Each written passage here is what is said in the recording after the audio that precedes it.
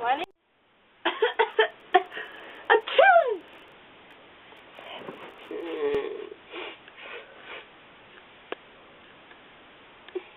Tu as mal à la tête? Est-ce que tu as le nez qui colle? Est-ce que tu as le qui pique? Prends le sniffler. Je suis en bonne santé. Je n'aime pas le nez qui colle.